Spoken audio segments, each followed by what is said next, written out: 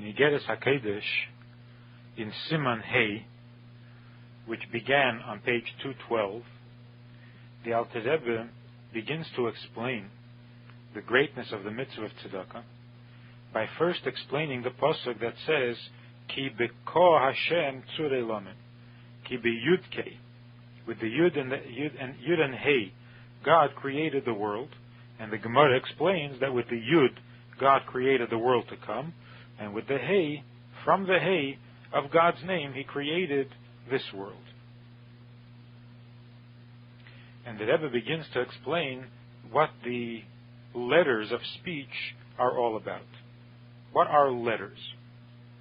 And he says that the letters that come out of the 5 tools of articulation that make up the mouth are not a conscious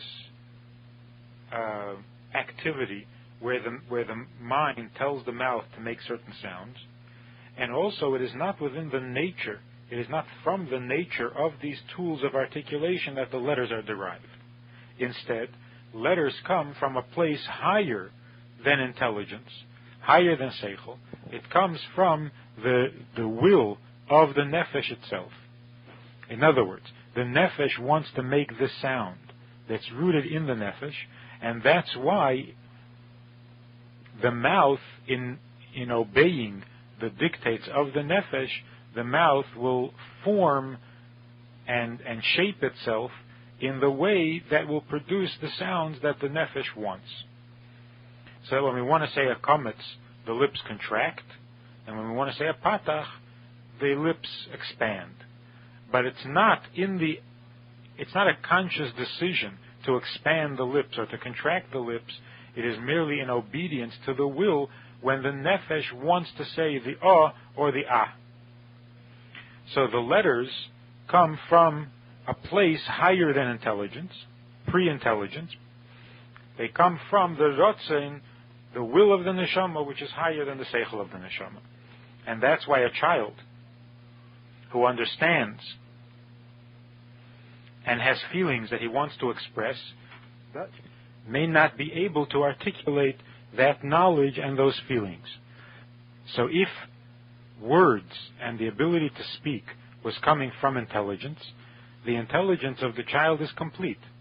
Then it should follow that he should be able to speak of it. The fact that he can't say it, the fact that he can't articulate it, indicates that the articulation comes from a place higher than intelligence. Now we continue on page 214. For today's shir, the number at the bottom of the page is 412. It's in Igeres HaKedesh, and it's in Siman Hey.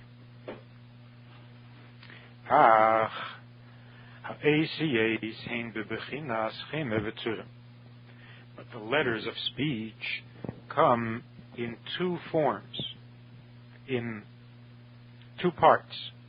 To every letter there is the form and the substance. The form is the more spiritual part, and the substance is the more physical part, like the soul and the body. Hanikra pnimis v'chetzenis. And they are described as internal and external. The form is the internal part of the letter, and the chaimer, the substance, is the external part, the body. Ki hagam shemekeiran hu mekadmus haseichel v'rotzon hanefesh, because although the source of the letters of articulation is higher than intellect in the will of the soul, but zuhi bechinas tsuras shinui hamifta shebechov beis eisies. That part of the letter, that part of speech that comes from the higher than intelligence, than in the will of the neshama, that's the form of the pronunciation that distinguishes the 22 letters from each other. So that's the tzura of the letter. Aval bechinas hachemet, the guf is havuson, but the substance that makes up the letter, the body of the letter, Hu bechinas chitzeni yuson, which is its external part, hu hahevel hayetze mehalev. That comes not from the will of the soul, but from the breath rising from the heart. Shemimenu mishavekel poshut hayetze mehagorim. It is from this breath, this neutral breath, before it gets divided or formed into a particular sound. It is a simple breath, a simple sound that rises from the throat. That is the beginning of all letters. But that's the beginning of the body of all letters. The achakach, and then nechlak lechav beis havodes ubitui chav beis esiyes behei meitzois hayeduos.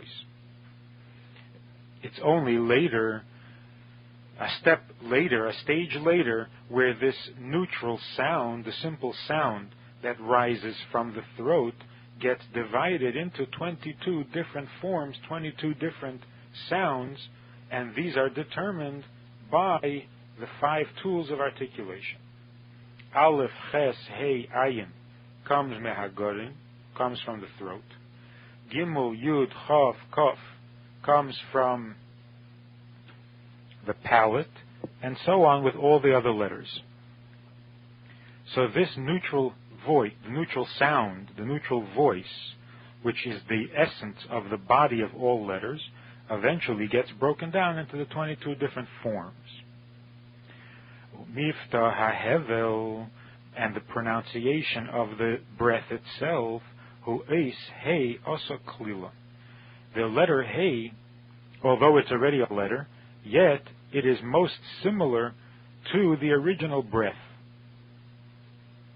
And therefore it is called eis also klila, it's called the simple letter.